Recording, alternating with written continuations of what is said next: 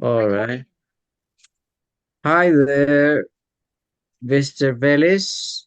It is I, Alexander, and Alejandro here, and we've chosen to talk about the native speaker model in ELT, mainly accents. So, without further ado, let's get started. So, here we have some very important ideas, the role of course books in ELT, and what we're going to be touching on this presentation. So we have that course books, as you are well aware of, are central tools in the classroom, and they convey linguistic, cultural, and ideological content. Then they are biased and so on. That's something that we've already talked about. Now, but I wouldn't say that all of the course books focus on this, but most of them focus on the native speaker model. So they privilege uh, the way in which native speakers speak. And that would pretty much be it. Let's move on to the next one, please. Now we have these concepts. We have native speaker definition is someone who acquired the language as their first language, their mother tongue. The theoretical roots go back to 1956 with Chomsky, the idealized native speaker model. And then we have the critique of native speakerism, that only native speakers are qualified to teach English. Well, that has been demonstrated to be wrong. Now, when it comes to accents, that's something entirely different. But then we have the idea that by teaching some aspects of the pronunciation of the English language, we're actually trying to achieve something that is almost impossible when it comes to some learners. Move on to the next slide, please, Alejandro.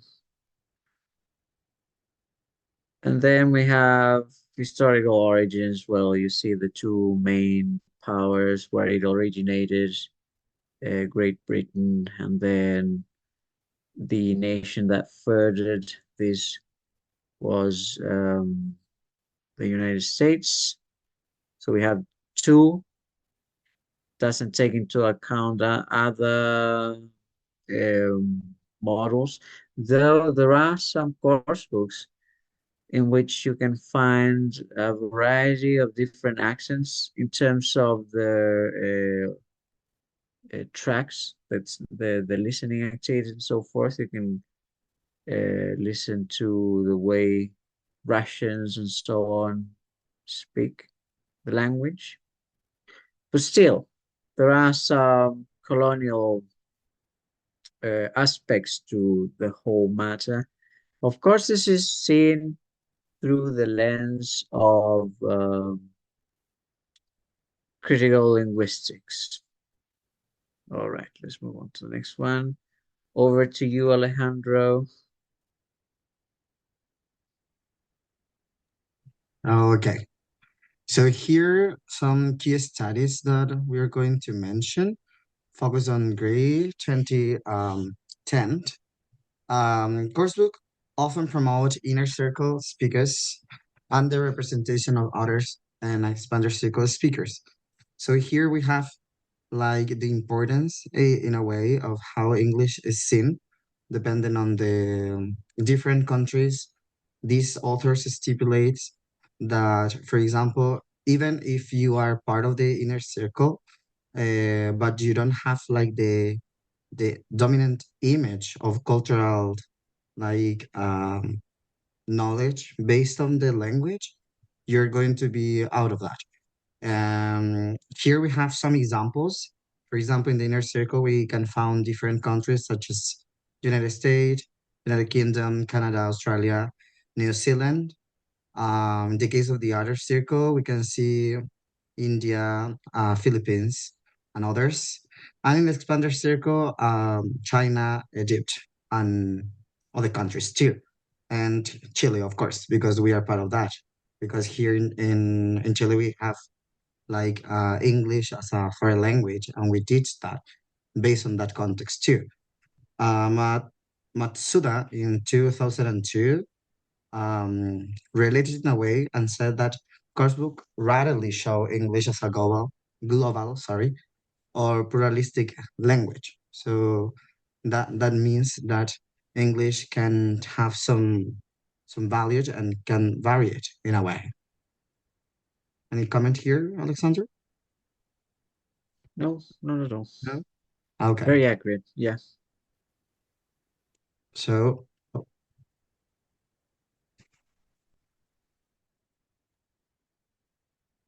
so here we have some significant findings from our analysis, and we highlighted two main um, points, like overrepresentation of native speakers in dialogues, listening activities, and cultural context.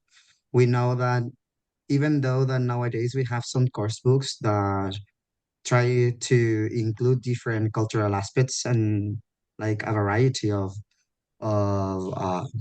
I don't know, images of human beings, we still have the same kind of patterns in a way. We also highlighted like the pronunciation models exclusively based on native accent are there. British, RP, American accent, could be Canadian, or sometimes they use other accents, but it's not as common as we think. We have the implicit message, native norms are the goal.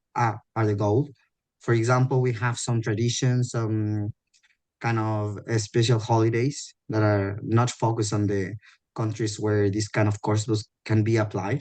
So they always like generalize the culture and the image, focus on maybe in United States or United Kingdom.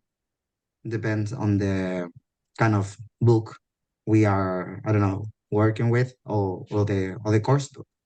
And the learner identify identities marginalized or erased. So we have some kind of consequences based on this. The learner demotivation, we have unrealistic language expectations, and the reinforcement or of linguistic imperialism. Mhm.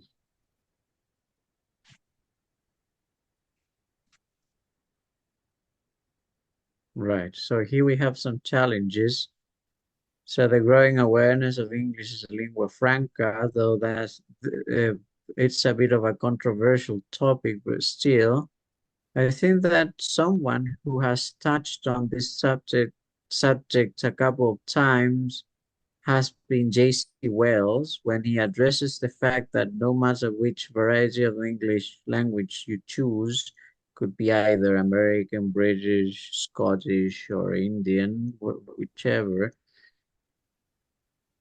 The idea is for you to have a clear understanding of core aspects of the language itself. For example, rhythm, stress patterns, minimal pairs, and so forth, in order for you to be understood clearly and for your English to be intelligible.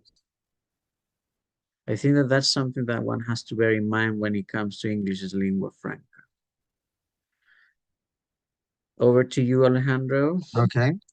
I think in the case of inclusive pedagogy movement, that is something very updated, that we know that within the classroom we have different and unique people all the time, like with different needs and kind of issues sometimes. So we need to use some material, in this case, considering the course book, that really reflect multilingual and multicultural knowledge, not just focus on some specific countries or a specific type of culture, you know. So I Mhm. think that's paramount here, at least in our country. Sometimes we can we can use this for example, the Chilean culture. I'm trying to adapt some material that we have. So I think that's important that teachers should consider in every class. Exactly. So it's not only relying on your course book, but also creating your own material based on your context. Because, and they lead, and that issue leads us to the next and final point: the resistance from publishers and standardization pressures. So, unfortunately, sometimes there are cases in which publishers get pressured to make or to standardize their material in such a way that is easier to understand. And because of that, they have the option to choose one of the two most often used varieties there are in the worldwide, shall we say, either British or general American. So that's why, as Alejandro has just said, it's important to create your own materials too. Mm. Let's move on to the next one now. So here we have some conclusions. So we have that the native speech model is a historical, ideological, and pedagogical construct. It's been changing little by little. Coursebooks continue to privilege native norms, often unconsciously or sometimes done on purpose. We've already talked about that. But then we have the bit that Alejandro was talking about. Over Yeah. to you, Alejandro. Yeah.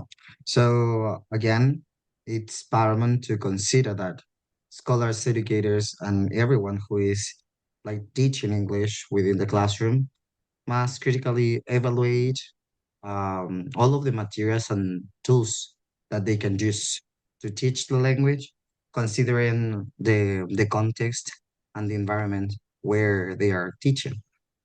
And as the last one, we have the emphasis should shift towards pluricentric English use, learner identity, and communication over imitation.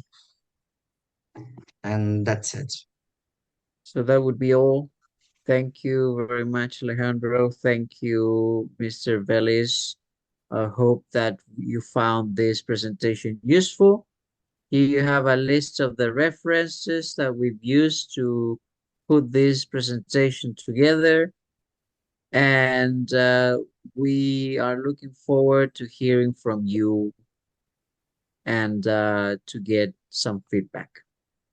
Thank you. That's it. Thank Sure. you.